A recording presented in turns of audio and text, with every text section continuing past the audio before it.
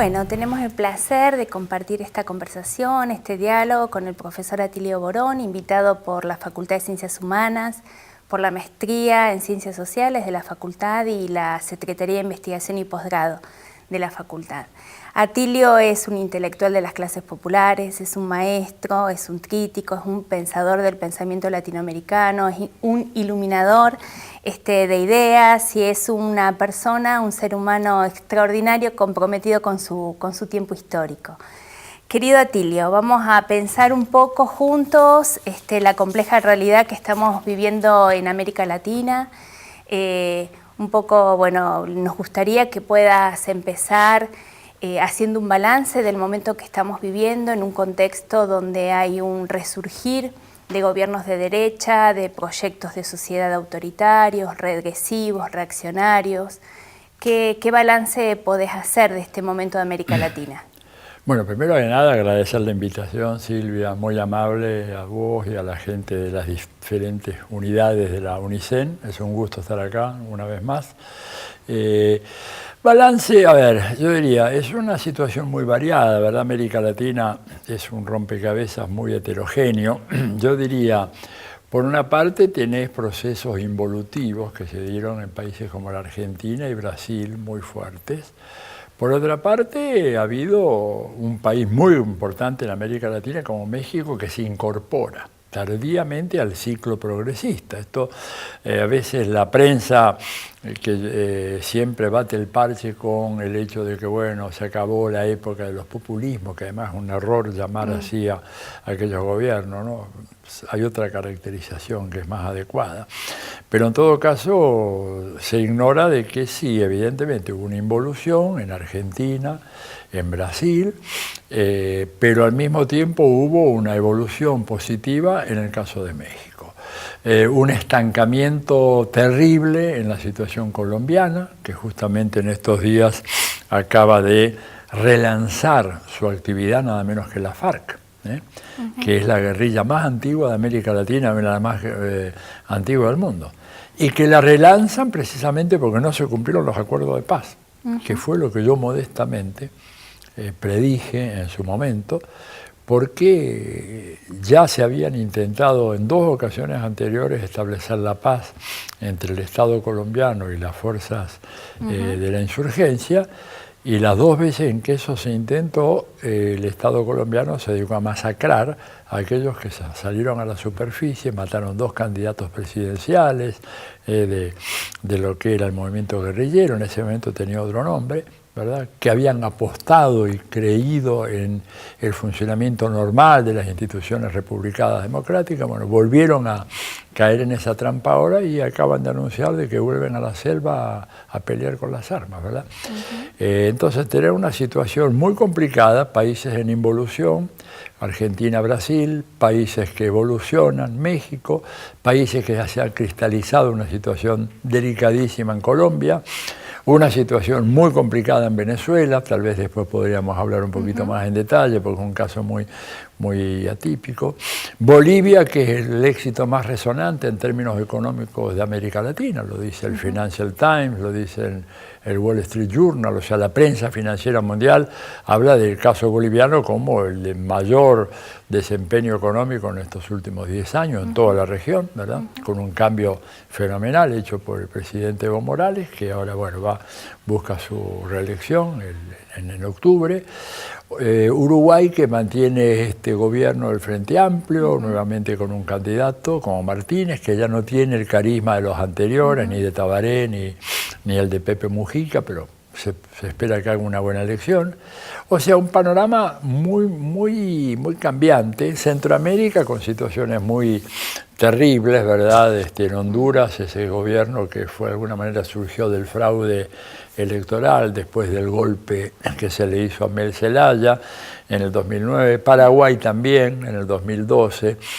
Procesos de retroceso muy fuertes en materia de derechos humanos, derechos sociales, pero bueno, se abre ahora una ventana de oportunidades porque en el caso de Argentina ese proceso involutivo ya prácticamente ha llegado a su fin. Digo, creo que ningún analista serio pronostica otra cosa que una victoria del Frente de Todos el 27 de octubre, en primera vuelta, lo cual podría dar inicio a un relanzamiento de este ciclo progresista, si bien con rasgos no tan sobresalientes como hubo en el pasado, porque dos de los tres personajes cruciales de ese periodo están muertos, estoy hablando de Néstor Kirchner y de Hugo Chávez, y el tercero está preso, que es Lula. Entonces, y el contexto internacional ha cambiado desfavorablemente, ¿verdad? Caída en los precios de las materias primas, un gobierno extraordinariamente reaccionario en Estados Unidos que ha llegado a cometer excesos impensados, digamos.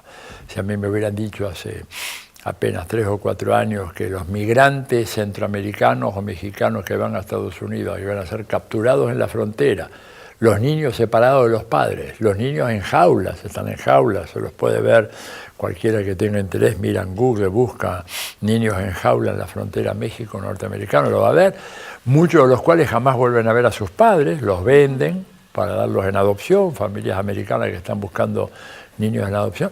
Yo no lo hubiera creído, hubiera dicho, no, esto es un exceso, esto es una especie de fervor antiimperialista totalmente desbocado, esto no puede ocurrir, está ocurriendo.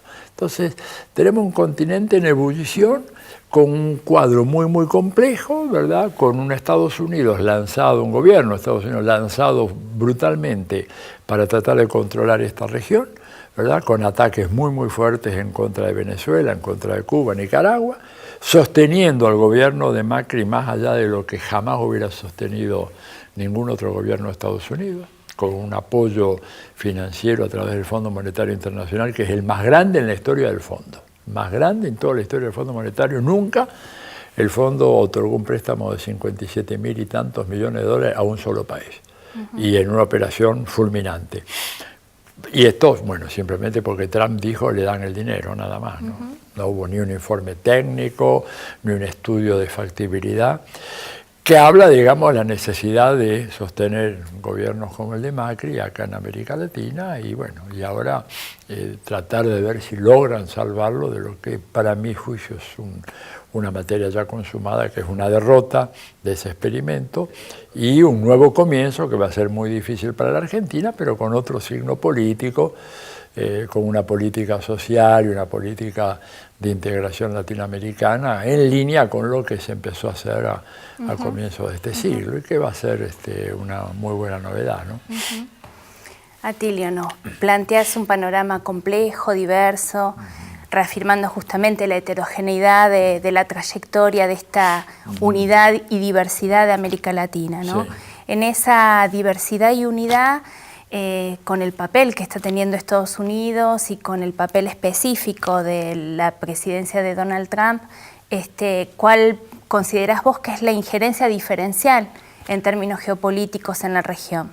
Bueno, Estados Unidos ha estado siempre presente en la política latinoamericana, ¿no? Pensar de que esto arranca con Trump, digo esto porque no por tu pregunta, sino porque me evoca muchos comentarios y lecturas que he hecho. Mucha gente dice, bueno, ahora con Trump. No, siempre, ¿verdad?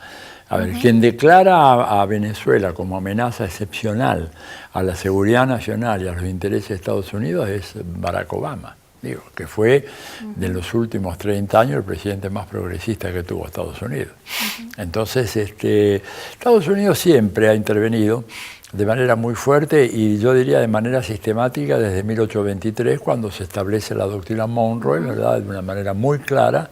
Esto se hace incluso antes del Congreso Anfictiónico, convocado por Bolívar en Panamá en 1826. O sea, antes ya de eso, Estados Unidos tenía muy clara la idea de que esta región del mundo les pertenece, y eso lo siguen diciendo aún hoy, ¿verdad? En voz baja, porque es de muy mal gusto, pero yo he estado en seminarios con muchos colegas americanos, y algunos de ellos muy conservadores, y bueno, fuera de cámara, ¿verdad? Tomando un trago después de las reuniones de un seminario muy académico en el hotel, y de repente dice, bueno, Atilio, la verdad, you belong to us, dice, no, si ustedes nos pertenecen a nosotros. ¿Quién va a mandar en este enorme, ellos dicen, en esta enorme isla americana que va de Alaska a Tierra del Fuego? ¿A quién le das el liderazgo? A ver, ¿se lo das a Argentina? ¿Se lo vas a dar a Bolivia, a Guatemala, a Brasil, México, países tumultuosos, inestables, conflictivos? El único país serio que puede ser líder de esa región somos nosotros. Entonces, simplemente reconcíliense con la realidad y ya tengan gobierno, no que sean absolutamente dependientes de nosotros, pero que no se nos interpongan en el camino y que cuando decimos una cosa, bueno, obedezcan. Te digo, esto es terrible, pero así me lo han planteado. Incluso, qué sé yo, un tipo como Brzezinski, que fue el gran estratega junto con Kissinger en los últimos 50 años de Estados Unidos, en el libro más importante de él, que es El Gran Tablero Mundial, un libro que aparece en Estados Unidos en 1997, claramente dice que no habla de América Latina y Centroamérica y México y el Caribe porque su libro trata de política exterior. Y la América Latina no es un tema de política exterior de los Estados Unidos, sino un tema de política doméstica, ¿verdad? No es un tema en el cual Estados Unidos está dispuesto a discutir presencia, hegemonía, supremacía con ningún otro país del mundo, como sí lo está dispuesto a hacer, lo hace por necesidad en Medio Oriente, en África, en Asia, en Oceanía o en Europa, pero no en América Latina, porque América Latina es nuestra. Entonces, ellos intervienen. ¿De qué manera intervienen? Vía militar, ¿verdad? Vía Fondo Monetario Internacional, vía Banco Interamericano de Desarrollo, vía una enorme multiplicidad de ONGs, vía las iglesias evangélicas que ellos instalaron como política de Estado en los Estados Unidos, porque mucha gente se pregunta de dónde vinieron. Vinieron de Estados Unidos. Sería muy largo, habría que hacer un programa entero sobre el informe Rockefeller recomendándole al presidente Nixon para contrarrestar la teología de la liberación, implantar en América Latina comunidades cristianas procapitalistas, proliberales, y entonces empezaron ellos a mandar a esa gente acá, y eso ha tenido realmente un éxito extraordinario. Entonces intervienen de muchas maneras, intervienen con institutos de enseñanza de inglés, con ONG supuestamente imparciales y técnicas que en realidad obedecen a ellos, intervienen financiando líderes políticos, incluso en la Argentina han financiado a algunos líderes de los partidos más vociferantes de la izquierda.